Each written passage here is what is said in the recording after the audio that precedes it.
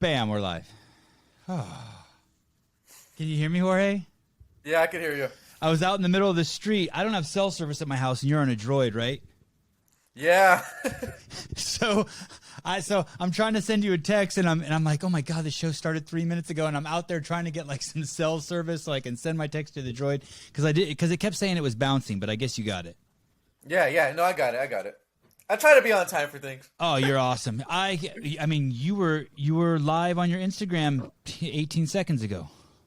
Yeah, man, I was doing a little around the world with, a bunch of just pissed off California parents regarding the recent news from today. Yeah, no one wants to be forced to inject their kids with anything, right? I mean, no one should feel, no matter whether you want them to get the injection or not, no one should feel comfortable being forced to do it, right? Exactly, especially coming from the government. That's the scariest thing. It is a weird time. Were you ever a liberal like me? Were you ever tree hugging hippie, like peace, love? I actually drum circle. For me, bro, it was I actually was so tuned out of politics. I wasn't anything till after 2016 is when I started to want to get into like reporting on politics. I'm kind of more of I would say, just down the middle, kind of independent guy that just really hates the establishment and anyone who's screwing over regular people. Right. That's what I want to be too. I want to be like so chill and like you do whatever you want. But the thing is I accidentally had 3 kids, and now like I have a reason. Like before, I didn't even care. Like if you were to rob my house, I'd jump out the window and go like get a cup of coffee, do what you want, like peace, love, let all object. Right. But now I can't do that. Now I got to like shoot you dead in the house because I got kids I have to protect. It's so weird.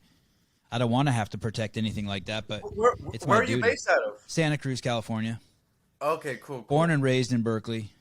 Okay, cool. So just the heart. I was raised to kind of hate the country, love Obama, love Hillary, love Jimmy Carter. Right. Think Reagan was the devil, and my parents did a good job of convincing me of all that stuff. But were your parents kind of like those California liberal hippies? No, they actually weren't. My dad's a fucking hardcore immigrant. Probably very similar to your parents. Born in Lebanon in a 10 by 10 concrete hut, no electricity, no running water. Had to walk, 20 yards to take a piss or a shit.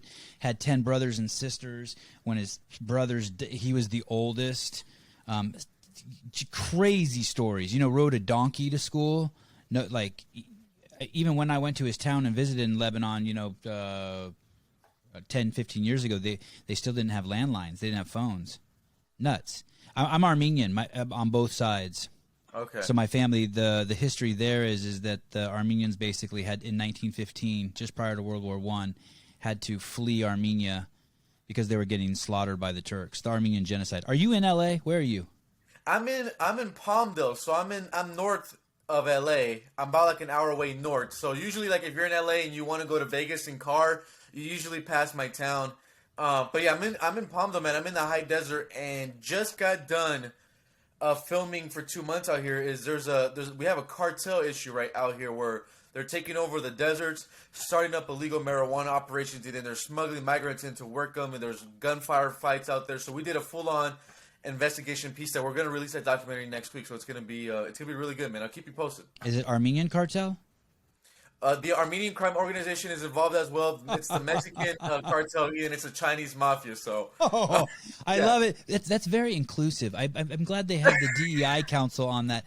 It's a nice balance of slightly melanated Mexican people, some borderline Arabs that are confused often as Armenians and Arabs, and then we have the Chinese representing the Asians. That's very sweet. That's nice. Yeah. No, it's gonna be good though. I'll make sure to send it to you, brother. I hope you will have some homosexuals in there with some transgender Armenians and can you sprinkle in some Jews, please, for us? Okay. Hey, man, don't get me canceled here, buddy. Yeah, it's scary because I got canceled. My Instagram is so shadow banned. It's scary. They won't even let me go live anymore. Oh, really? Okay, I'm hoping they don't take me down just for having some conversations with parents regarding the vaccine mandate stuff. Yeah, you're on thin ice with that shit. Be careful. Yeah. I was like, I don't know how many more I could do with those, and I probably might calm down the temperatures on that. Maybe you should interview some people who are like for forced injections on little kids. Yeah, no, that'd be good too. But I mean, unfortunately, those people just never want to talk to me. And I love going live at the border because I like showing people like in real time when things are happening in the action. Like that, it kind of gives them also a different perspective on the issue too. So please, big tech overlords, do not ban me. Please do not ban me either. I love the money I make on my YouTube channel. Oh my god. Jorge, I saw you did an interview with these two old white dudes, and the way they started it off with the interview was just really pissed me off because I realized how foolish they sounded, and that's exactly how I was going to start my interview with you. And I realized, oh, fuck, I'm just an old white dude too, I guess. You are truly a fucking remarkable human being. You're, from what I can tell, and maybe this is just because I think I was you. I think I am you, kind of, except now I have kids. Your work ethic is second to none. You're a fucking Labrador. You don't give a shit. Someone throws the tennis ball, you're going to get it. There's no bad throws. There's no it went in the ocean. There's no it rolled through some shit. You're going to get the tennis ball and you're going to bring it back. Like you, it's crazy. My sister sent me my sister's a little bit older than me, and she sent me an Instagram link to your account. She's all, dude, you got to see this guy, Jorge Ventura. And I went there and I'm just like, what is the story with this guy? When I interview him, do I ask him about everything he's done, or do I ask him about what it takes to be great? You are all the shit that the Tony Robbins and all those and all the Navy SEALs and the Goggins and just all these things that people talk about, you're doing it in real time. So anyone who wants to see it, who can kind of, in my opinion, transcend your stories and just be like, dude, this guy's 26 years old and he's fucking everywhere. You're not married, huh? No. And I do want to say, wow, thank you, man. That means a lot. Hearing that from you, I've never actually heard anyone tell me that. But no, I really that's what those other two old white guys were telling you too. They were just in love with you, and I was like, oh shit, that's how I feel about this guy. We can live vicariously through you. I don't have the energy quite what you do, but man, you're doing it. You're doing it. Yeah, and for me, man, I feel really grateful, just because like since I was 13 years old, I already kind of knew I wanted to be a journalist, and this was my dream, and I feel like I feel like I had a big chip on my shoulder because my story isn't like I went to high school and I got good grades and I went to a nice university and I got an internship. My story was all grind, man. I was in high school. I was actually just a knucklehead. I was on drugs all the time. I was drinking. I had a huge drinking problem at the age of like 16 years old. My mom and dad were pretty close to sending me back to El Salvador, which is my parents' home country. They were just so done with me that they thought that they had to send me to another country just for me to get my act together. After high school, I barely graduated. I'm talking about, C's, just good enough grades to pass. So all of my friends went to large universities. They went to Pepperdine, UCLA, USC. I stayed back in my hometown. I felt like a loser. Which was Palmdale? And I felt like a loser staying back. And basically right after, I worked a bunch of kind of odd jobs. I just worked a bunch of sales jobs. And that's where I think I started really earning my chops, was in the sales game, learning how to close deals. What were you selling? I started off selling insurance for Aflac. So started off with Aflac, went to gym sales, went to worked at Sprint, T-Mobile, AT&T. And I did that till about 21 years old. And I actually fell into just a huge depression when I was 21 because I just knew that I wasn't fulfilling my purpose. I knew I wasn't doing what I was designed to do. Are you a religious guy?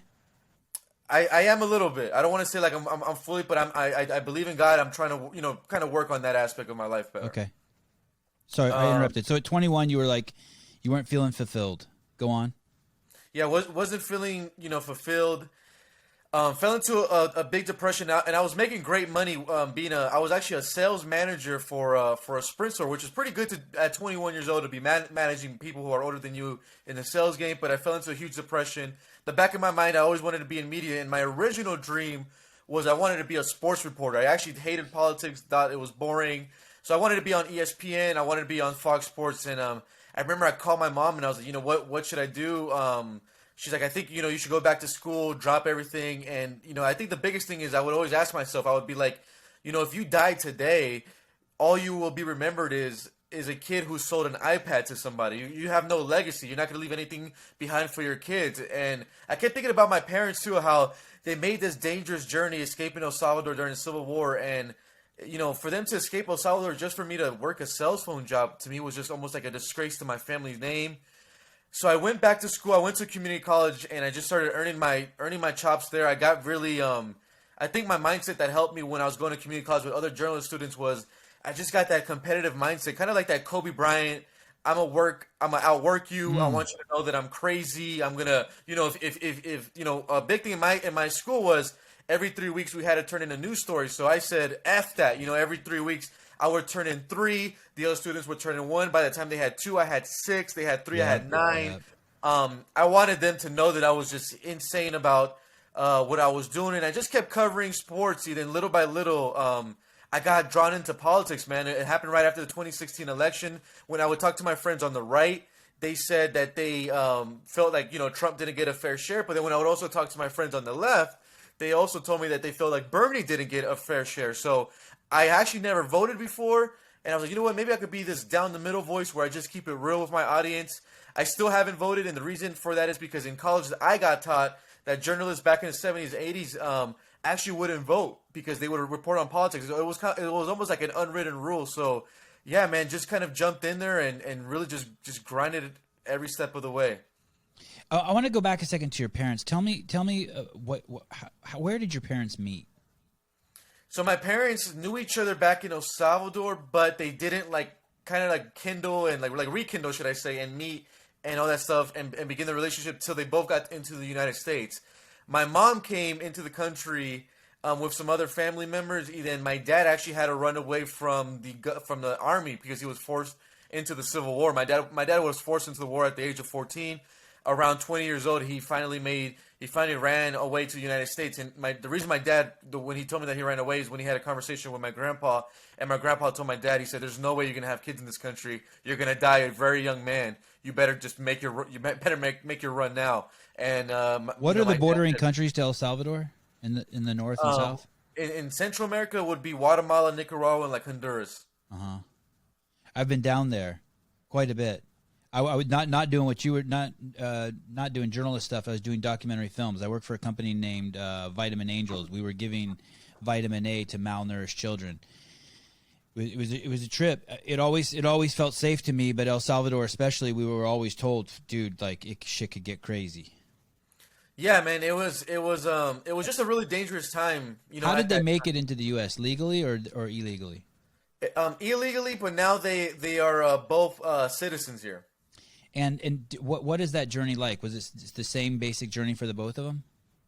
Yeah, you know, back in the day, you know, making the journey to the U.S. actually wasn't really that difficult, just because they really didn't have border, the whole immigration influx of what we're seeing now with the migrants. You know, they didn't have that back in the 90s like that. So for them, it was not too difficult to get into the country. But then, you know, they did work and get their citizenship over the years. So they basically, you have to somehow, doing bus or hitchhiking, make your way to the border, and then you have to pay someone to help you cross. Exactly. Yeah. Yeah. That's basically the story for the majority of Latinos in the 90s. And it's interesting because my family, they came through Ellis Island, but that was, you know, well, my dad came. On my mom's side, they came through Ellis Island, her parents. And my dad came on a scholarship at 18 years old, through a seminary school. He was studying to become a priest. Not because I think he wanted to be a priest, but that was the only kind of education you could get in Lebanon, in Beirut, where he was 17 years old, and, you know, the brother of 9 younger brothers and sisters. Okay, so they cross and they meet in Palmdale. Where do they meet? They meet down in Los Angeles, actually. Okay, and then they get married and have you? They actually have 3 kids, they then get married. Okay. Same with my wife. We had 1 kid and then got married. Yeah, I'm the oldest, so my mom had me when she was 30, and then they had my younger brother and sister. Then they got married, so they did everything backwards. Perfect. That's the way to do it. That's the smart way. How old are your brothers and sisters? My brother is 22 and my sister's 19. Oh, okay. Shit. So they're adults too. So you guys are close. Yeah. Is Yeah, your we family were. tripping on you? Yeah, they're extremely worried when I do the frontline coverage type of stuff. They definitely my mom. My mom's the old school type where she like stays up all night type. Can't go home till like I get home type. But she's been getting better at it. Are you still living at home?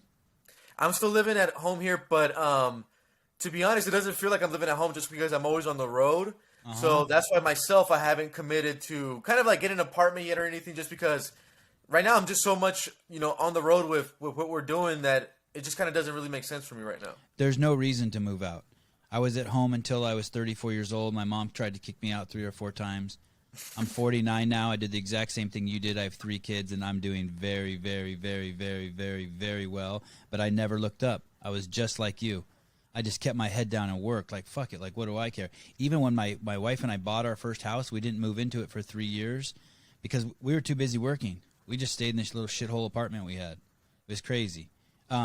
So, okay. So, do you have a girlfriend? No.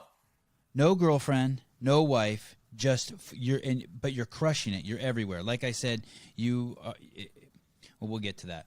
So your parents have you, and you basically just have a typical. It sounds like you had a typical high school life. Sounds like you were a little more advanced than me. I didn't get into drugs in high school, but I just drank a lot. I always had like a bottle of Jägermeister or Goldschlager in my locker. I was always drinking on the weekends. I was always drinking. Yeah, And same thing, man. I was always drinking too. Had the Coronas. I was a big Yep. whiskey guy, so I was always on the Jack and Daniels. Yep. And the thing is, my parents were in my life. They're great parents. I was just literally just a knucklehead. Like I was just a rebel. Anything that they tell me, I just did the opposite. So Workaholics? Your parents were I was workaholics? just that type of kid. What was that? Were your parents workaholics? Yeah, I had a stay-at-home mom, which was a really good thing. I don't think I would have survived without the stay-at-home mom. My dad is the workaholic. He's a trucker, so he's always on the road working 16-hour days. Brutal job being a trucker. I really have a lot of respect for him here. And you speak, you're bilingual? Yeah, I speak Spanish. And you're stoked now. Yeah, man, because the thing now, what I love about the Spanish now is that, especially with journalism, is I'm able to get more out of the story than maybe a reporter who's not. So, yeah, it's been a big blessing. I don't speak the most perfect Spanish. I lost it over the years, but I'm going to be practicing again just to get it back at that 100% level. And it's a good time to be Mexican, El Salvadorian, fucking anything besides white. It's a good time. Yeah, no, it is. A lot when I was covering the riots, that actually kind of saved me a little bit. That I was this kind of brown guy. If I was a white guy, I might have got jumped faster or something like that. So it's been a blessing. And you used to have that killer mustache. Yeah, even the funny thing is too is when I got hired at the Daily Caller, the editor told me, he's like, "Hey man, the good thing about you being like a Jorge is you're the only Jorge in Washington D.C. So there you go." I was like, "That's true." Jorge, what is the Daily Caller? The Daily Caller is a online news organization, that does news. They were founded by Tucker Carlson in 2010. Oh shit, I had no idea. Yeah, and Daily Caller is actually the first media company that ever gave me an internship, which I was really grateful. And they gave me that internship last May, and I'm really glad they did because all this would have probably not have happened. And do they trip on how hard you work? You're like, I'll go. Like someone calls you and you're like, they don't even get 3 words out of their mouth, and you're like, I'll go. Yeah, I think what they trip is that, and I told them in the beginning, it's like, I'm not the type of guy, like, they don't need to do anything to motivate me. I already want to go out there, work hard. I want to leave a legacy behind. So I don't need anyone to do that.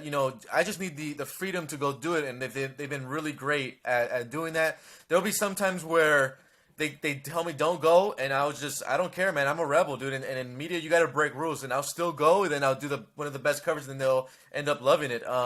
So I always want to be out there. I want to. It's almost kind of like an athlete. He always wants to compete.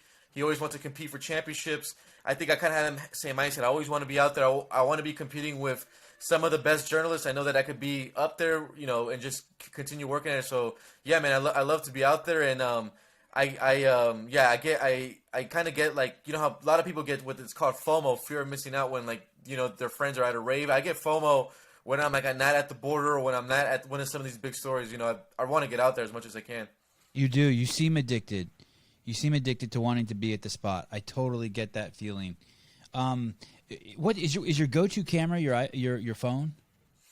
Yeah, so I've been using my phone just for years because we've been able to break stories onto Twitter really quick. But now that I've been able to work with a producer a few times on like I did earlier this year. I worked with a producer on producing like a mini documentary, and then we just got done with this documentary on the cartels. And after that, I've been really wanting to go to something, you know, just like higher quality stuff because I really want to really just take my quality of content to the next level. But I do think my work kind of shows anyone that, you know, a lot of people always ask me all the time, you know, what do I need to start up? I'm like, man, I'm on a phone with a $25 tripod from Amazon.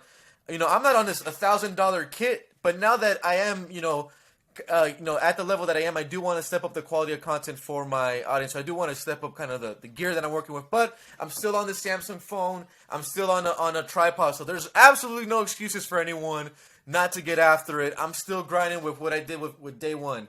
So there's no excuses for anyone out there. I'm going to say something that's going to really bum out a bunch of you guys.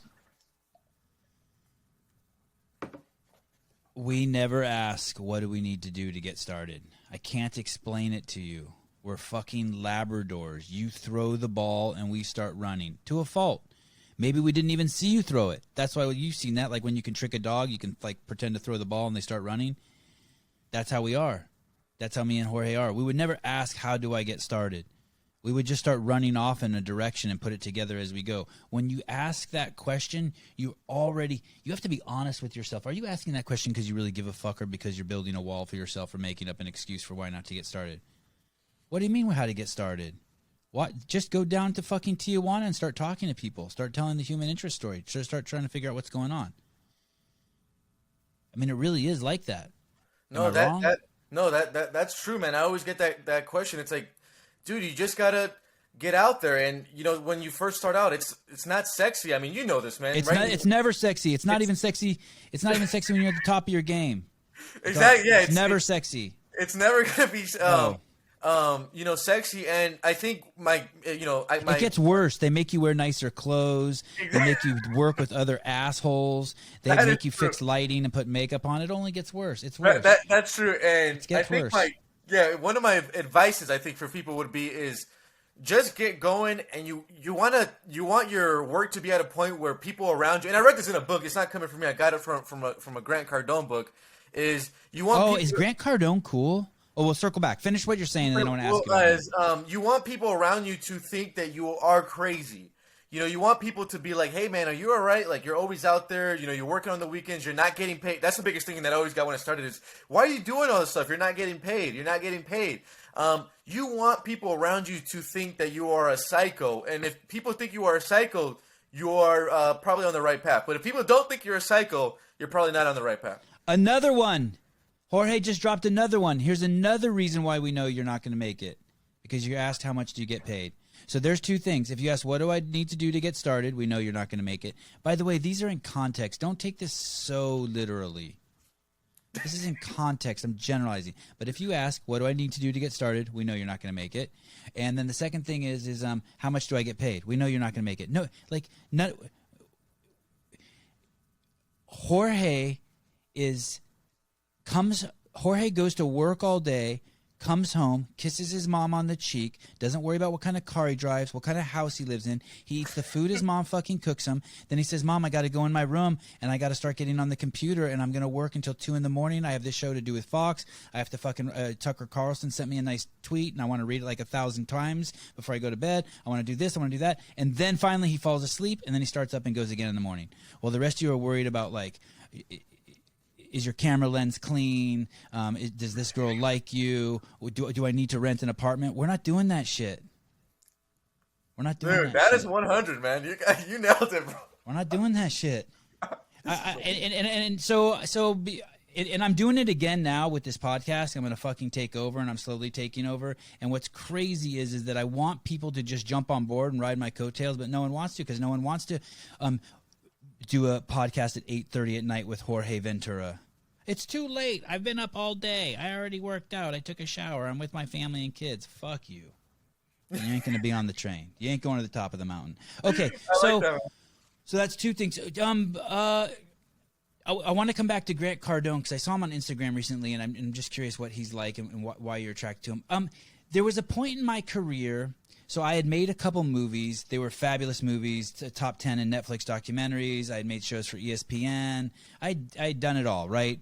So much fucking cool shit. I was still living at home with my mom. And I had written 2 books on how to grow marijuana. I was just like this Renaissance man, kind of like you. Just like I'm a storyteller. Like let's just go do it. And then I got this job on Craigslist about a guy named Howard Schiffer. He runs a company called Vitamin Angels, and he takes vitamin A to malnourished children. And I started flying all over the world to crazy spots, the craziest spots in Africa, South America, Central America, India, China, just you name it. And I went there with them, and I saw crazy shit. Famine, kids dying, like bad shit. Rock my world. But anyway, I still never thought of myself as a filmmaker. I was just a kid trying to make money. It didn't matter how many movies I directed or produced or how many that Forrest Whitaker or Selma Hayek had given me these awards. It didn't matter. Like some people call it imposter syndrome. I just wasn't willing to fake it. I wasn't willing to call myself a director. I wasn't really willing to call myself a cameraman. And then this guy Howard Schiffer believed in me. He started like we'd be like in India, and he'd be like, "So, how do you think we should frame this? And how do you want to tell the story?" And like he started like giving me like so much fucking respect. And he kind of like turned me like a wizard. He turned me in, like he believed in me more than I believed in myself. And I was like, "Fuck!" And I started living up to his expectations. It was so weird. It was so weird. Have you had that moment where you're like, "Hey, I'm just a kid out here and I just want to do this," and then all of a sudden like 30 people call you a journalist, and you're like, "What the fuck is going on? Did they just magically turn me into a journalist?" Yeah, Have you actually, had that? yeah, that's a great thing, man. I actually, so before I got my internship at the Daily Caller, I was a big fan of a journalist. He's on the Hill. He actually just went independent, doing a really good job. His name is Sagar Enjeti. He co-hosts a show with Cristobal called Breaking Points. Oh my God, that kid is a beast. Yeah, so Sagar was just You know him? Yes, when I saw his show, I really got inspired to be in DC. I don't know, for some reason I saw news at a whole nother way, the way they were doing it, and I was just a big fan of him. And I remember sending a tweet to Sagar, kind of like a joke actually, because I just didn't think he was going to respond. So I sent him a tweet saying, "Hey Sagar, my name is Jorge Ventura. I'm a student reporter at College of the Canyons. Do you have any advice for a journalist like me who's trying to break into that DC kind of media world?" And, I kind of said it like a joke, like, not thinking he's going to respond. And Sagar actually DM'd me back, which I was freaking out because I was a big fan of Sagar. First time I think I ever had a blue check in my inbox. And I freaked out. And Sagar said, "Give me a call."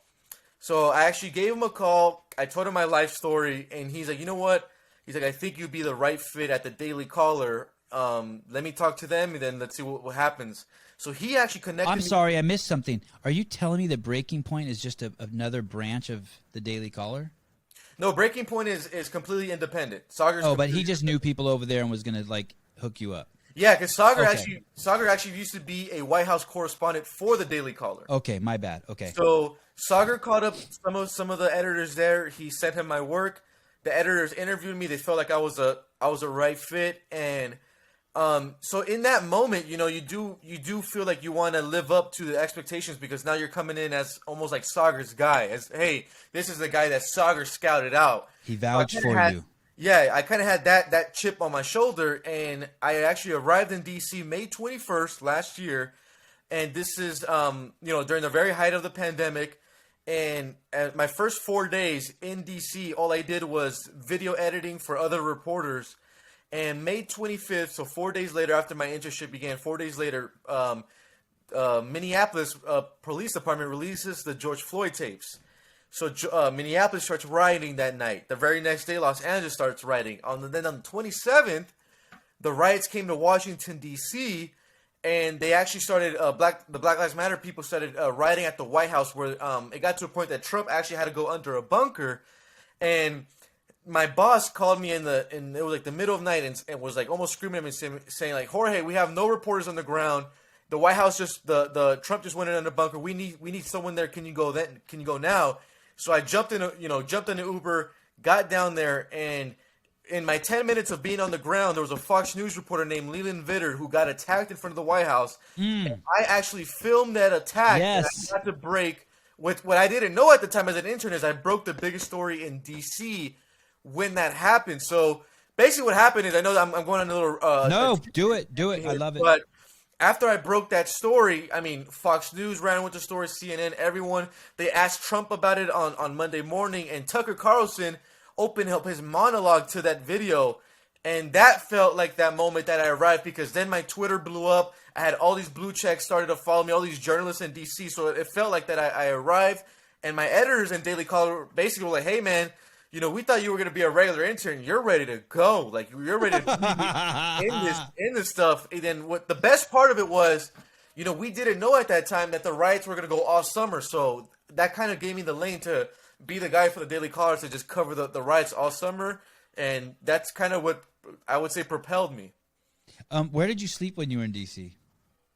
I actually the funniest thing is we have a large Salvadoran population in Virginia, and a lot of my family is out in the Manassas area, so I would stay with some uncles in Manassas. I had some family down in Belleville, Maryland too, so I would stay with them. So really grateful for my family to looking out. And the reason why I bring this up too, and I'm actually glad that you did bring that up, is because the reason why so many people just like myself from a community college with parents from a working class, kids like me couldn't even get in an internship in DC because the internship that I got was an unpaid internship. So if it wasn't for my uncle providing somewhere to stay, I would have to pay rent, all that stuff with no income, and it makes it really hard for working class journalists to get into DC. It's always those elites that take up all those internship spots because they could afford for them to take unpaid internships. So it kind of also creates this disadvantage, because that's why a lot of these stories about working class Americans and what they are going through never get told, because these people are stuck in that DC bubble.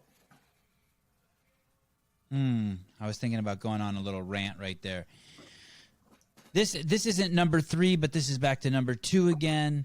It doesn't matter that it's not fair. It's not fair for anybody. It doesn't matter that it's that only the DC. It doesn't matter what he just said. It doesn't matter. It's just a story. True. It doesn't matter that there's those elites. It doesn't matter. He still did it. Exactly. He still did it. It doesn't matter. He didn't go to fucking Cornell. He didn't go to fucking Yale. He didn't go to fucking Harvard. He fucking worked hard. He didn't say that they're taking advantage of me. They're not paying me for this internship. He didn't say any of that shit, guys. He fucking put his head down and got the tennis ball. He fucking love it. Okay, but even though everything is what he's saying is true, it's not an excuse. It's just a story. It doesn't matter that it's harder for some people. Who gives a fuck? Those people have hardships too. Let me tell you something. All the fucking tall, good-looking people I know are fucking miserable now. The ones from high school. Sorry. No one made fun of you for being short and having a big nose. Now it's my fucking greatest asset. I'm funny as fuck because of that shit. But it was hard in high school. Okay, so you're in D.C. and you do all the riots and you have the big breakthrough tape and they realize. Oh, so let's go back to Sager for a second. Will you pronounce his name for me? The guy from Breaking Point. Sagar. Yes. Sagar. So is Sagar like so proud of you? He's like, yeah, that's my boy. He did it. I told you. Yeah, man. He told me the whole time. He's like, hey, man, I know you're gonna do something big. I have a good feeling, and I didn't know what it was that time, and it really feels good, making someone like that proud of you, because when someone is gonna pick me, man, I want to make sure that they don't look bad and that it paid off, and the Daily Call, I think, is forever grateful for Sagar with that recommendation, because I always, for them it's like, yo, that was Sagar's guy, and he came through with a huge splash, kind of out of nowhere, kid out of community college, we never heard of him before, out of California, and he just came in here and outworked the kids from Penn State, from these other big universities, and just came out and really just got it out the mud, how they like to say in the hip hop community. What is Sagar? Is he Indian? He's Indian. Yep. He's Indian. Have you ever met him in person yet? Yeah, we've actually got to go lunch only one time, because we've just been so busy. But it was a great conversation, and he had great advice for me as a mentor. How old is he? Sagar, I believe right now is 29. He might already be 30 now. Yeah, he looks young as shit too. When I was scrolling through your Instagram, I went all the way back. I didn't spend too much time on it. Well, I went all the way back to your very first post. It was July 21st, 2012. You don't even look like the same person. And it's a post of you holding a microphone. It says, "Really nervous to interview David Beckham." Did you end up interviewing David Beckham? I did not end up interviewing. False advertising. Yeah, so fake news there. I did not end up interviewing David Beckham, but that those experiences were great. And the reason why I'm actually got so much access right there, had field access at the LA Galaxy game, is because my uncle was a sports reporter for NBC. So he always wanted to give me something that could give me that vision, and he did a really good job of that. I really appreciate my uncle for doing that. Is there a picture of you and him in one of your posts? Is he significantly older than you? Yeah. It should be us at a news desk, and I'm wearing Yes. a purple collared shirt. That's my uncle. His name is Saul Rodriguez. Great. He's not only is he great for just giving me that vision, but my uncle's very old school. He's not the type to be like, oh, because I work at NBC, I'm gonna give you an internship. He's the type to be really rough, tough. You have to earn it type of guy. So he's not this he's not a walkover. He's a really tough individual. You know, there'll be times I feel like I do some of the best work of my life, and he'll just come in and grill the shit out of me. But he was great at that, and you need that in life. Is your mom's brother or your dad's brother? Mom's. And but he looks. How old's your mom right now? Mom is, oh my god, I got a 50. Hold on. Well, no, she had me. Oh my god, 56. 56. It's crazy, and a lot of the people you work with are older than your mom. They're your peers. Yeah, right? yeah. The lucky thing is at the Daily Caller, they're the people are very young, so we have a really young unit at the Daily Caller. My boss is young people cool? No, but they're more creative and okay. and looking to step out the box. I would say overall, young people are not cool, but the people at Daily Caller are cool because we try to give, I would say, kind of a different view to what's going on. And not only are just from my perspective, but I'm 49. Are young people not cool? Shit.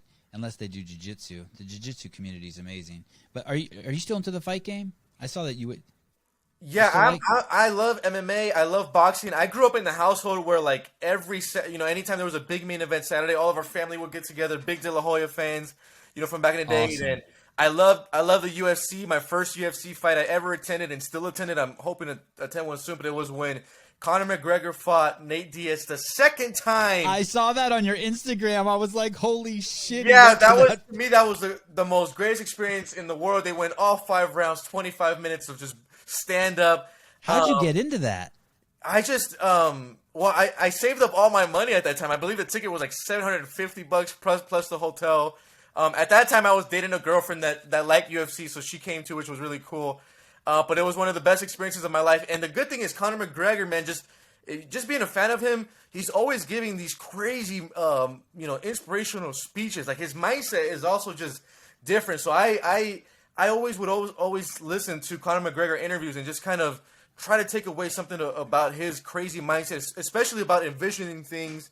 Is something spectacular. So going back, man, I went off on so many tangents. Okay, what were we talking about? Your uncle, the David Beckham, and then completely lost it. Cool people. So another problem with our industry, and I did more like TV shows, commercials, movies, and you're doing the news, but it's not really nice people. It's super duper competitive. There's a lot of know-it-alls. People will act like they know shit when they really don't know shit. At least, and it's like that from everyone. At least from my experience, from the guy who's setting up the lights to the guy who's like the star behind the camera. Everyone's kind of like, you're more likely to meet assholes than nice people. Like no one's like courteous. If it always feels like you're getting off, like when you get off a plane, everyone turns into an asshole. Yeah, it's like a rush to get off the plane. You're like, dude, what the fuck is going on? Is it like that? Like I'm kind of out of that space and doing my own shit now, but is it still kind of like that? Like everyone's kind of out for themselves? I think probably any industry that is involvement in some type of media, where it's movies, documentary, or like news, is going to have that type of environment, like you said, competitive, the know-it-alls, the guys who think they know it all are like always stuck in a cubicle while we're on the field and like we're telling them what's really going on.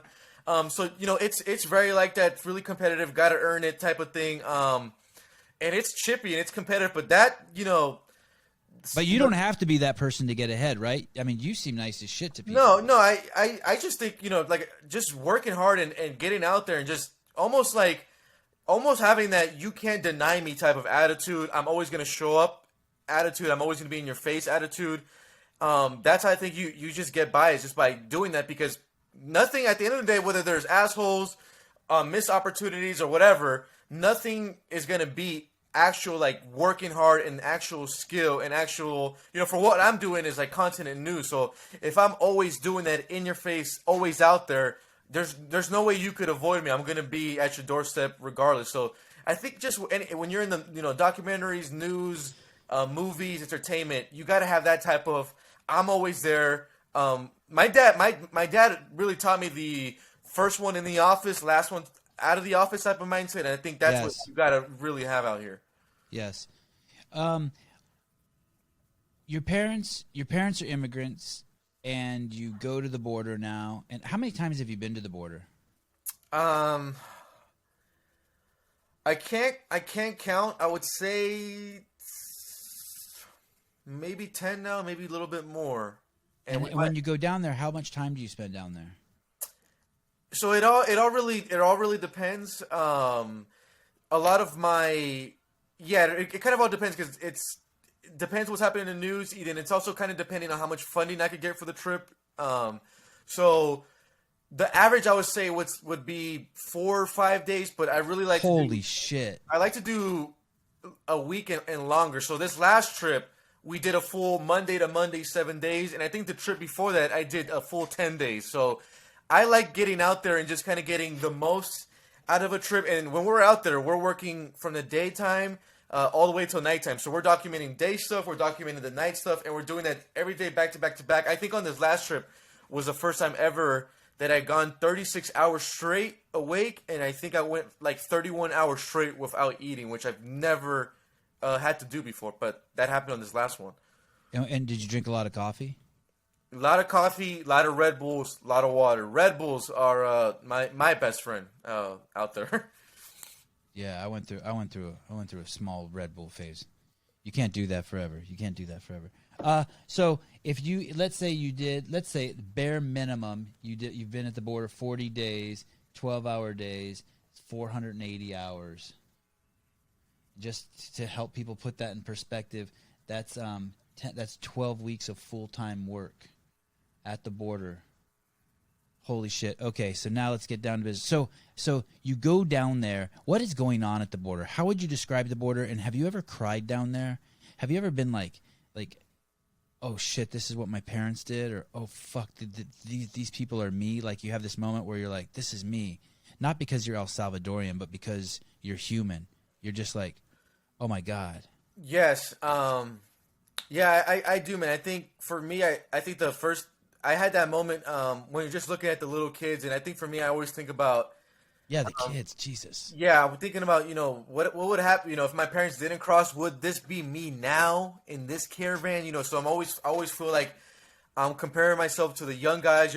I'm meeting unaccompanied minors, but basically just to kind of give everyone unaccompanied minors. Yes, I don't even believe it. Can't even believe it.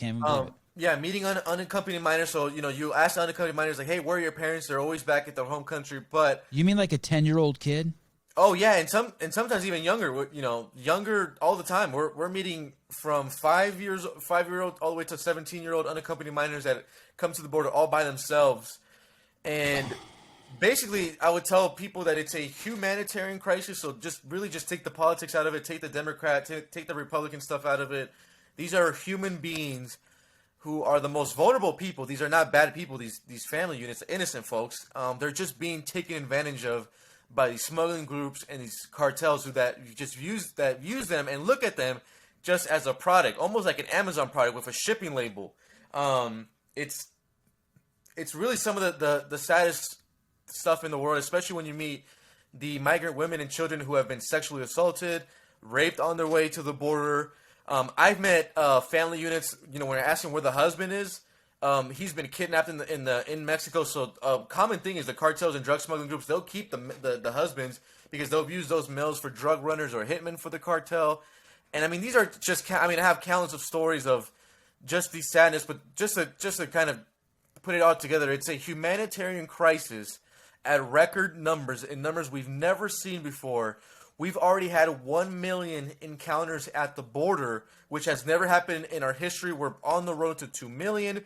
July and August were the first months ever. Border Patrol history, we had back-to-back months with over 200 apprehensions at the border. NBC News is even reporting that these migrants have been reports of sexual abuse in these processing centers that are over capacity by over 500%. The New York Times even put out an article last month saying 1 out of every 3 unaccompanied minors that get released into the U.S. get lost in the system. We are losing migrant children into the foster system. We're losing them into the United States. We can't keep track of these people. We just had the 15,000 Haitians that hit our U.S. southern border, and we released 12,000 of them into the U.S. public, and most likely going to lose track of those Haitians.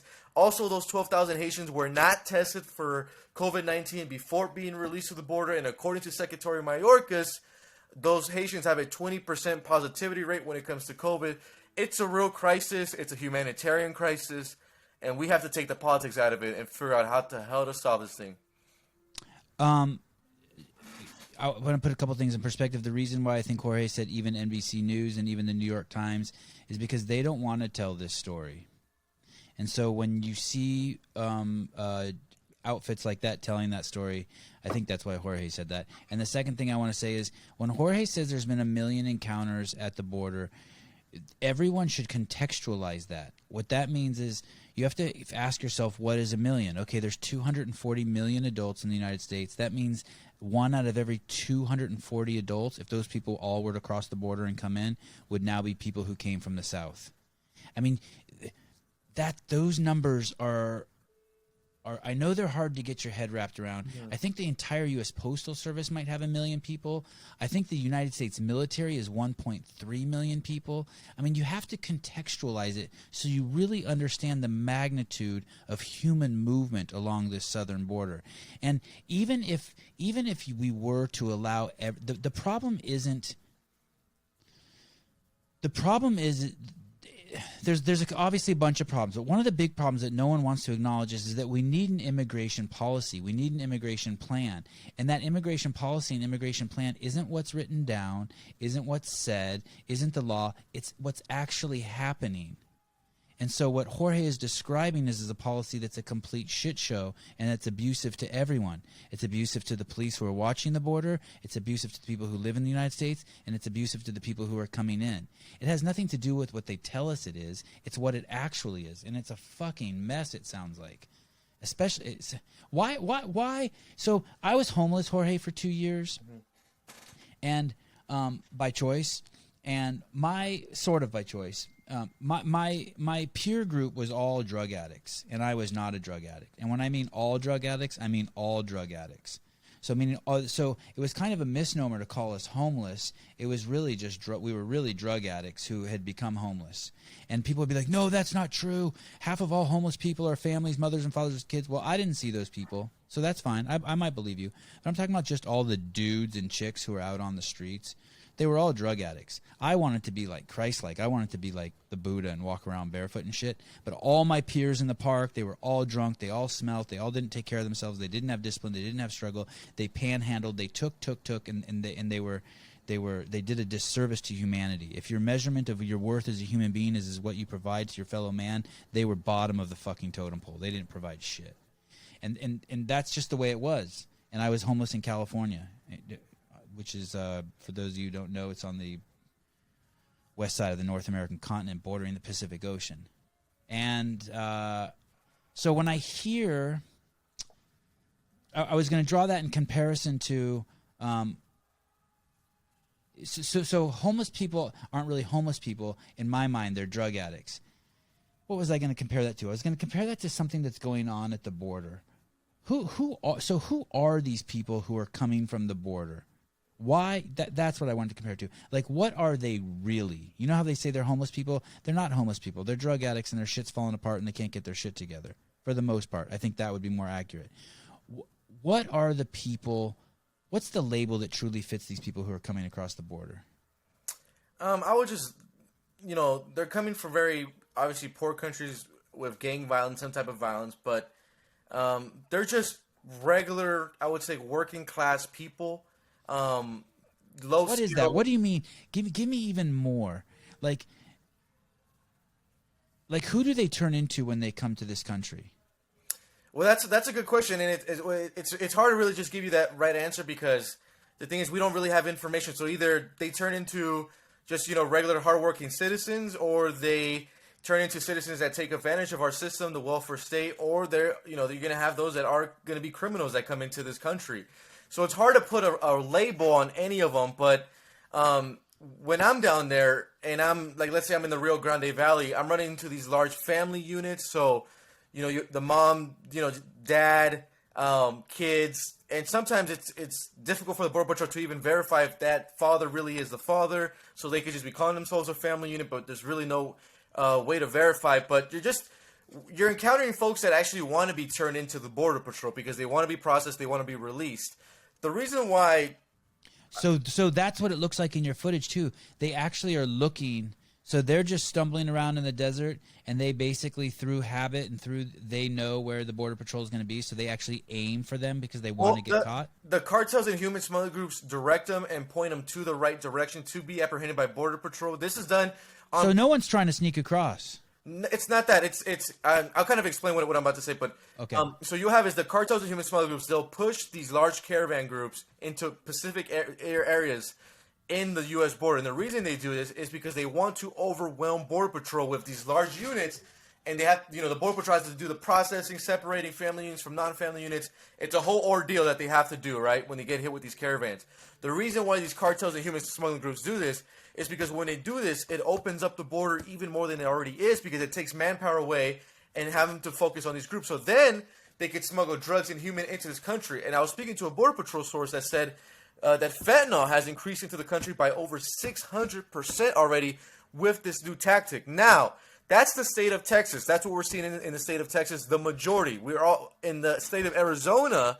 We're not seeing those family units as much. We're actually seeing drug runners, those single males that don't want to be caught. We call these gotaways. The gotaways are the migrants that come into the country and we don't apprehend. So these are the people that don't want to be apprehended by Border Patrol either because they got drugs, humans, or they have past criminal records that are meaning, pretty serious charges that would get them deported. So that's the scary number, is the number of gotaways, which is really that it's hard to estimate because Border Patrol can't get an estimate because they didn't apprehend these people. We have no information on them. Do they once they so that's interesting. So it's kind of a push the people through, distract the police, and take up their resources, and then over here on the right bring the drugs in.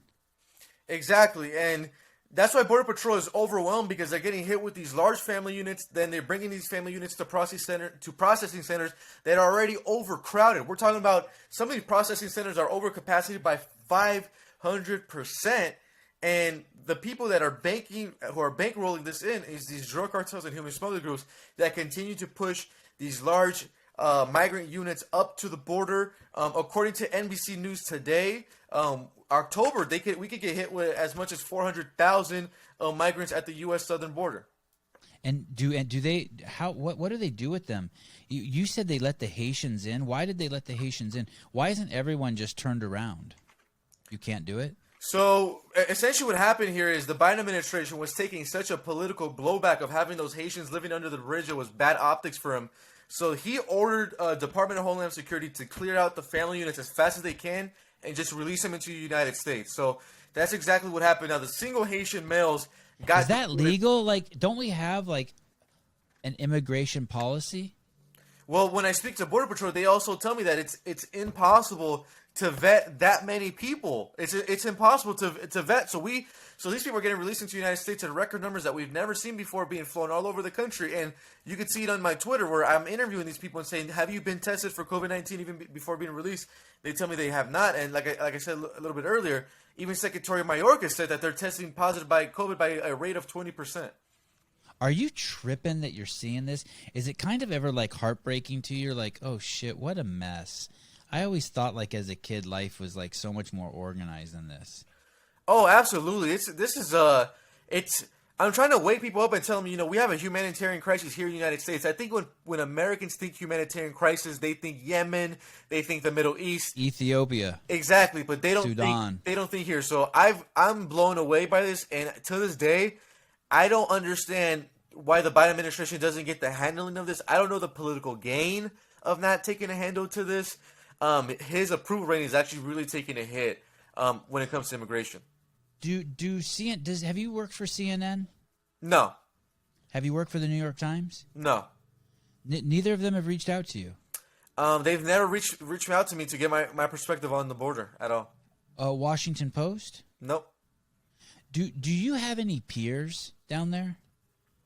Well, I caught a couple other reporters that go down there. Bill Malugin for Fox News does a great job. Oh, that sounded Armenian. What's his last name? No, Malugin. He's a white guy, but he does a great job. Julio Rosas for Town Hall Media also does a good job down there at the border. Do they go as much as you? Yeah, we all kind of have that same mindset where we're kind of want to be out there as much as we can, and we kind of have a friend. I would say like a friendly-ish kind of just competition. But I've gone on trips where I report alongside with Julio just because it's good to have another body out there watching your back. Julio and the other guy's name is Illusion. Yeah, Bill Malugin, and Julio Rosas. Bill Malugin. Yeah, with Fox News, really good. He's a great reporter. I'm telling you, that guy's Armenian. Bill Malugin. Someone look that up who's listening to the show. And Julio Rosas with Town Hall Media does a great job as well. Have you ever shared one of your Red Bulls with? I'm trying to figure out how close you are with these guys. Have you ever shared a Red Bull with one of these guys? Like you had two and you gave one up to one of them. Absolutely not. Red Bulls cannot be shared. Not that close. Not that close. How did the Border Patrol treat you? How are they like glad you're there? Do they embrace you? So, I mean, it's very minimal when it happens, but it still happens. So it's very minimal when we get there, and they're like, hey, they're kind of like they don't give us any room to actually speak to the migrants or film. They like tell us to stay away.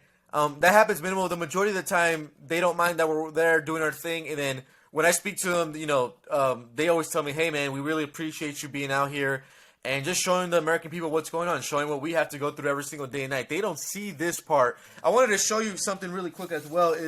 Please. Is these... real quick before... Oh, shit. Yeah, what is this? It's really quick. It's just these bracelets. So these are the bracelets that the migrants are wearing when we encounter them. They're wearing these bracelets because the human smugglers or the cartels put these on these people to show that they have already paid their purchase to cross the river to the United States illegally. So this is just more proof that these people are treated like shipping products. So different colored bracelets mean for different color groups. Right here in my hand I have red and black ones, and in Spanish they say entregas, which means delivered. And these are put on the migrants. So we try to collect as much of these bracelets as we can to show the American people the human smuggling business that's happening down there. Wait, I don't explain. Give me a little bit more with that. What? So how would that end up on? Let's say some lady wants to come to the United States. They say, okay, give me your $500, and then they put that wristband on her, and they say, wait here. And then sometime in the next few days, someone goes, okay, move with this group, and they start crossing, and then they have that bracelet on them the whole way. So wait. And what's the point of the bracelet? So the bracelet is proof to show, and for them the point is that these people have paid already to cross the river. So without this bracelet, you essentially can't cross into a river. So the cartels and human smuggling groups have controlled this territory. So they make sure that they get their compensation for you to cross over. So two things happen here. So either the migrants sell everything back home and they fund this trip with that money, or the cartel and human smuggling groups get connected with their family here back in the United States, which is very common, and the family in the United States will send that money over to the coyotes, also known as human smuggling groups. Or these migrants, essentially, they don't have enough money to pay, but they want to come, so essentially they'll become indentured servants for the cartels and human smuggling groups here back in the United States after they get connected with their family members in the United States. So you can't cross without having this basically proof of purchase, because the human smugglers won't take you to the other side unless you have already paid your way over. How did you get those? I got them from on my first trips. I would find them on the ground, and then after that, we started encountering the migrants actually wearing them. So I would actually just tell the migrants to take it off and give it to me because we would be collecting these to show the American audience what's going on at the southern border. Do they are they scared of you, the migrants? No, but sometimes they're scared to speak on camera and omit something. So if I ask if they paid here, they'll say no if they're being filmed because I think they're just scared of any type of retaliation from a human smuggler or a cartel. You had that footage of the I don't know what you call her. She's a cop, Homeland Security or Border Patrol, and she's carrying a baby. Oh yeah, so that moment was really special, man. So that happened in Del Rio. Tell me, where's Del Rio exactly for those of us who are like me who are geographically lame? I'm geographically lame too, but the way I would explain it is that Del Rio is a border town in South Texas. So it's in the southern part of Texas, border town. Like below, like Houston? How far from Houston? Oof, I wouldn't know, brother, to be honest. Okay, I'll look on a map later. That area of Del Rio was, at that time when we were down there, they were getting hit by a huge wave of Venezuelan migrants who were crossing over. So they were crossing over the river. The woman that you see there she's actually a Texas state trooper. So Governor Greg Abbott actually launched an operation called Operation Lone Star, which sent Texas state troopers and National Guard to the southern border to help Border Patrol agents. So this Texas state trooper was at the southern border due to that operation, and this one moment is really special because you see a migrant woman who just got across the river, who is struggling to get on the Texas soil on American land. So she hands her baby up, and this is where the Texas state trooper, she comes in and she lifts the baby, and she also has a moment where she kind of looks into the baby's eyes, cradles it, and almost cares for it. And you could also see the migrant woman climb up. She grabs her baby, then the Texas state trooper, and that baby just kind of have this special moment, and it kind of just shows more of a human element. And that's the stuff that never makes the headlines, when these Texas state troopers or Border Patrol save people, save migrants, save children. And I thought that was a very special moment. And the very next day, I actually returned to that spot, and that Texas state trooper walked up to me, and she actually thanked me for filming that video and posting it. And she felt that was a very special moment that people needed to see. How did she know you posted it? She follows you?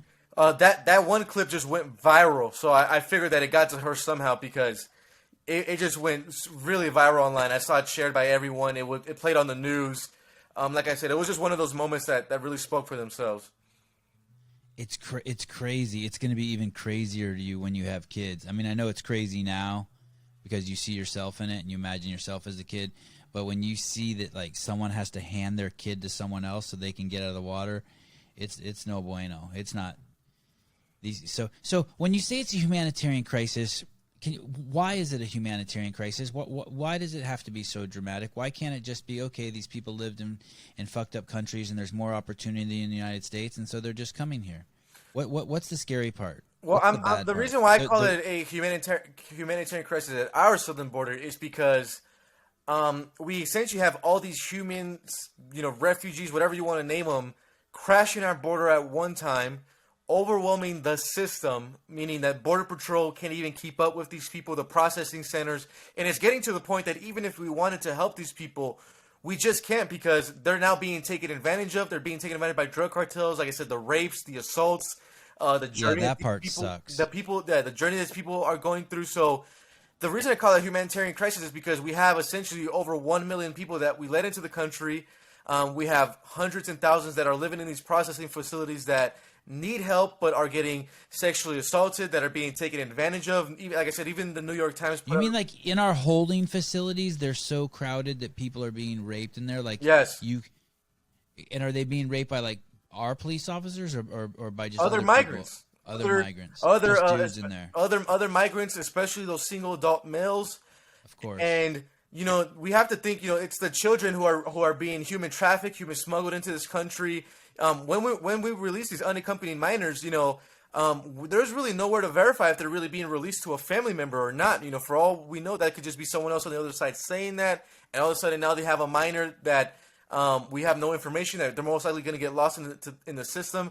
We don't even have enough parents to adopt these kids, and if we did, the foster care system is known for losing thousands of kids into the system that cannot be trusted, and these people really don't have a voice anymore, and they're being taken advantage of at record levels that we've never seen before.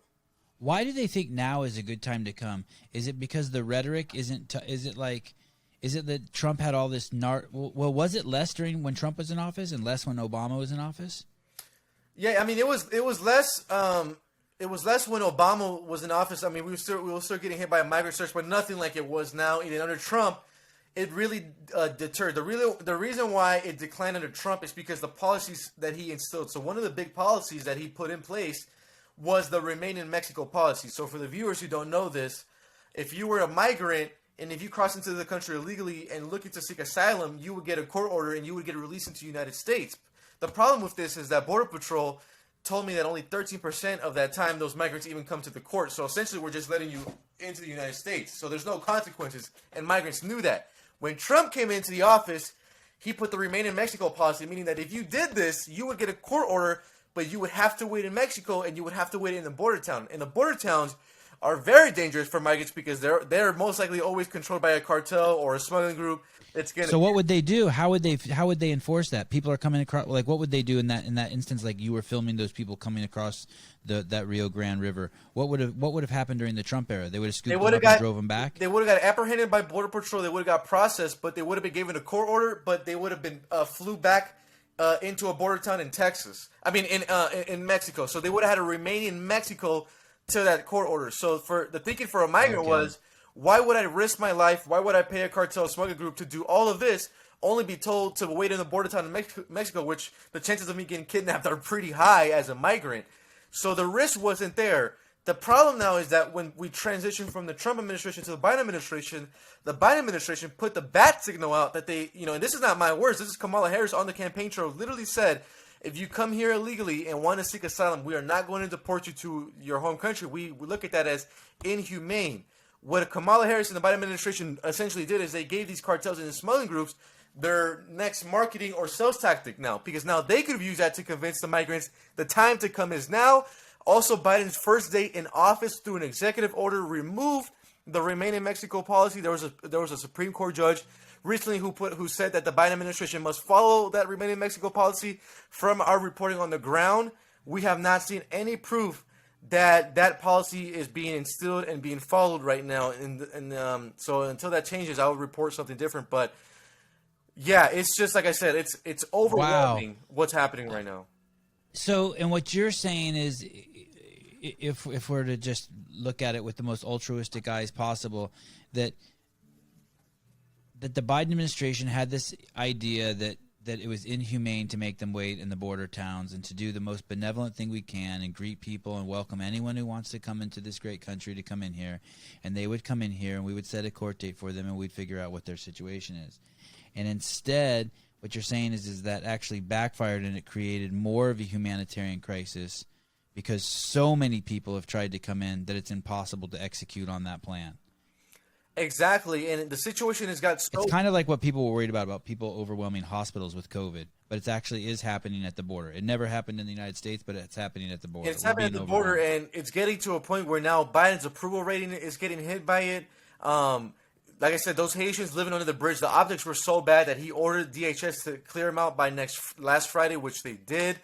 And if they don't get a handling of that immigration problem, it's going to be the one policy or the one issue that takes Biden down in 2024, possibly. What do I know you can't speak for all of them, but like where I live, there's a ton of field workers. There's a ton of, I don't know if they're Mexican. I lump all you guys up who are south of San Diego as Mexican, just because that's what I do. All my friends, all my brown brothers have all been Mexican, right? So. And our whole this is I live in Steinbeck country, right? So many field workers here, so many hardworking Mexicans here. I mean, this is like it's crazy, but they've spread into everything now, right? Like I have Mexican friends who owns gyms, barbershops, fucking you name it, school teachers, doctors, they're fucking everywhere, mayors, congressmen. You see it. You live in California, and they're flourishing here, and even maybe some El Salvadorians like Jorge Ventura. But El Salvadorians. What my friends who live in Salinas and Aromas and who are Mexican, they keep talking about something called Lexit. and they're basically saying that like all of their small businesses were closed down during this so-called pandemic, and that they're flipping the script. They're running from the Democrat Party and they're turning to the GOP. Do you see that? I do see that, and the data even backs that up. Even in this last election, Trump had the most Latino vote that any Republican president has ever had in history. When I'm down in South Texas, all those border towns all used to vote overwhelmingly Democrat. So in 2016, they all swung to Hillary Clinton by like over 80%. This past election, all those counties by the border, they actually went conservative. And I think, and those border towns are overwhelmingly Latino. They're like 80% Latino down in Del Rio, McAllen, that Rio Grande Valley. So we're seeing the Latinos kind of say, hey, you know what? We're not seeing the Democratic Party fight for us anymore. For the working class, the majority of Latinos are obviously in the working class. And they're seeing that and they're feeling that, especially not only with all these issues with immigration, but it's also a lot of the woke stuff, a lot of the Latinx talk and the the transgenderism, things like that. That's a big turnoff to old school Latinos. For people who don't know, Latinos are heavily against abortion, so they're very conservative when you speak to them on these issues. So poster children for Catholicism. Yeah, we're seeing that wave right now, and like I said, even the data backs that up. And like I said before, this one immigration issue, that this is only going to swing more Latinos to the Republican Party if Joe Biden can't get a handling of this, which it looks like he doesn't have the urgency to. One of the things that I had a bunch of people at my house one night for dinner. This is a couple of years ago, and people were talking about how fucking racist Trump was, and I fucking hated Trump, right? And I had voted for whoever, I can't remember, and they were talking about how racist Trump was and all this bad shit he said about Mexicans and Latins, and I was like, okay. So I started going on the internet and I started looking for it. I started looking for the video. I started looking for the writings, and I couldn't find it. And I started seeing where they took everything he said out of context, that actually he didn't say anything racist. He didn't say anything bad about Latins. He didn't say anything bad about Mexicans. He just basically said that he was concerned that they, maybe even beyond concerned, that they're sending their worst people. That, hey, we can't let these countries send their rapists. And then it was conflated to the fact that he was suggesting that all Latins were rapists. And it wasn't even close to that. Am I right? And that's what made my first, like, that's when I first like put my ears up. I was like, holy shit. Because it's pretty, growing up in California, it's a pretty serious accusation to call someone racist. It's like, you do not want to be accused of being racist. It sucks. No, absolutely. And so is the guy racist? Because I can't find anything on it, and yet all my liberal friends want to call him racist, and I'm like, well, can you just show me like where he said Mexicans are bad or Latins are bad? Because I can't find it. No, I can't find it either. It's almost like the same comparison when they almost try to compare this guy to like Hitler or something. It's like, it's pretty ridiculous and outlandish. And, everyone has their opinion to themselves. I haven't seen anything racist. And at the end of the day, if he was racist, then, you would have to say something to all those Latinos that voted for him in 2020. Like I said, the Republican Party has never made this much progress with the Latino vote ever in their history. Yeah, it's amazing. It's like almost like it backfired for them, because someone like me, like I wanted to see that. And when I saw that it was made up, like I don't like to see someone being accused of shit that they didn't do. It's not cool. Jorge, what will you do next? What happens? Do you get to do anything fun? Like, will you get to? Or are you just going to be just chasing wild horses for the next 10 years? Like, are you going to get to cover anything without anything that doesn't want to make you cry?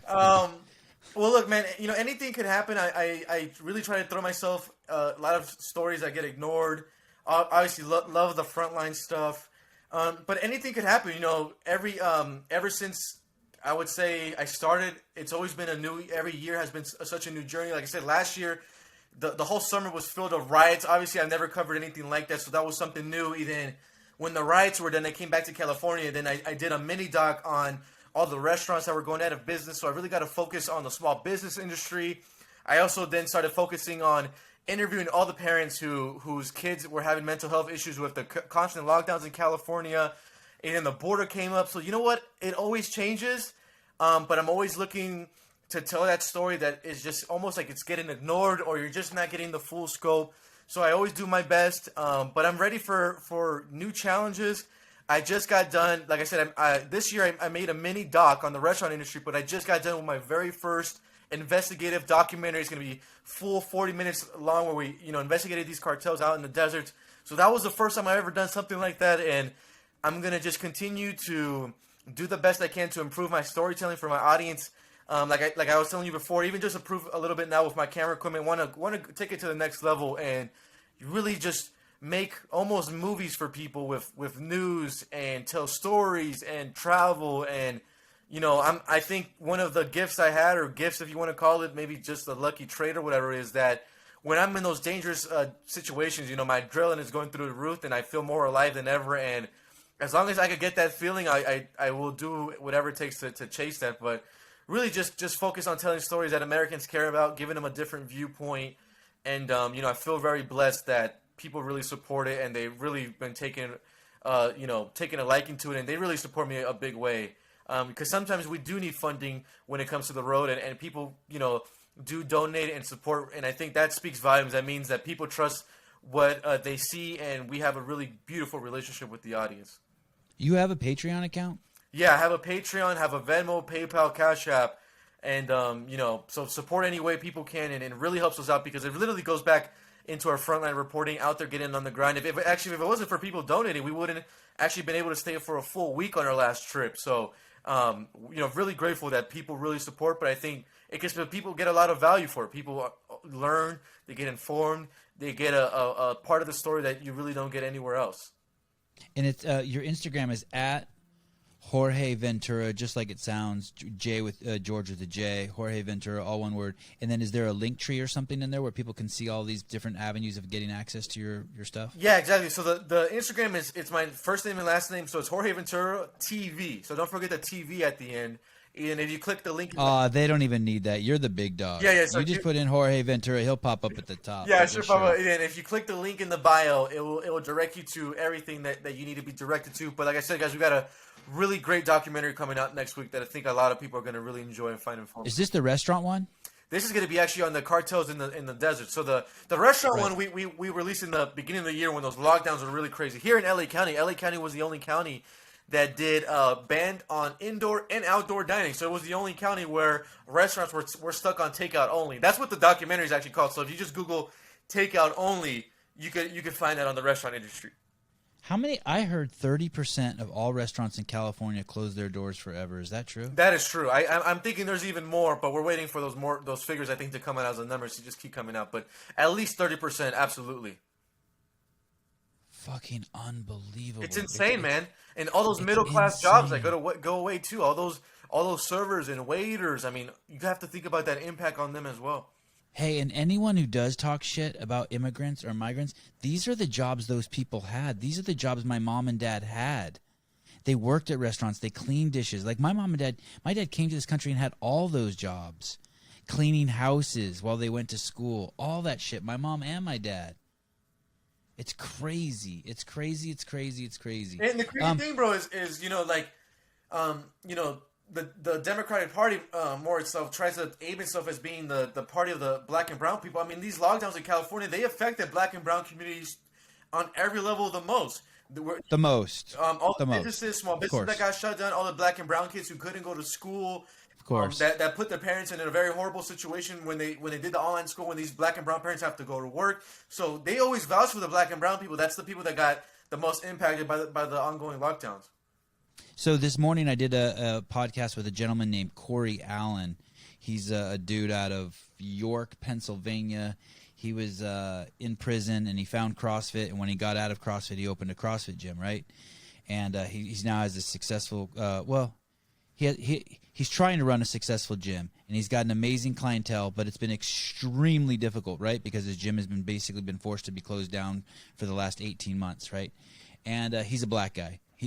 Or my new word is to call people with black skin melanated, because I don't really care what skin color you have. But and he's telling me, he's all, hey, something really weird happened. He told me this morning in the podcast, and I go, what? And he goes, a conservative group reached out to me. And I go, yeah. And he goes, and a bunch of small businesses in my town. And they got together and they're supporting us to stay open so that we don't go out of business. And I go, oh, that's awesome. I go, why is that weird? He goes, because I'm not conservative. And I'm like, oh, interesting. And the whole time I just am thinking to myself, and they paint the fucking conservatives as the fucking white supremacists and the liberals as the non-white supremacists. And I used to be liberal, so I love that narrative. But it's the liberals' policy that closed the business down of the black man, and it's the white supremacist party, the conservative, reaching out to keep moving. And I didn't point it out to him in the podcast because I was trying to just be cool. But fuck, man, it breaks my heart that, like, I feel like I have to say it so I can point it out to people because people won't know it unless I, like, really point at it. Like, hey, look, there's another example. We got to have these conversations and not be afraid to have them. Call out the establishments. Obviously, Gavin Newsom was in Napa Valley enjoying his expensive dinner, his fancy wine, while he closed down restaurants and businesses and nail salons and barbershops all over the state. And really impacted those people. And to me, I got to really see their pain, man, because, I interviewed restaurant owners, waiters, and servers that cried to me in our interviews, expressing all the pain they had to go through, all the lost income, their dreams shattered, and just to see the politicians just doing the complete opposite, living in her pocket seat. It really felt that this is what one restaurant owner told me here in my hometown. She felt like we were being the peasants and they were really being the kings. Like, this is the true example of elitism, and we were seeing it in every way. It's what happened regardless. Whether that's the words you want to use or not, that's what happened. And, at that time, I tried to do my best to just cover all those stories and give a voice to those small business owners, the working class communities, and especially also the parents who had their kids in deep depression, man, over those school lockdowns. I was speaking to parents that their kids were suicidal, cutting themselves. I met a dad in Washington State whose son shot himself in the mouth because of the ongoing school lockdowns. These are the stories that for some reason never make it onto mainstream media. They don't want to talk about these problems. So we try to just highlight that as much as we can, man.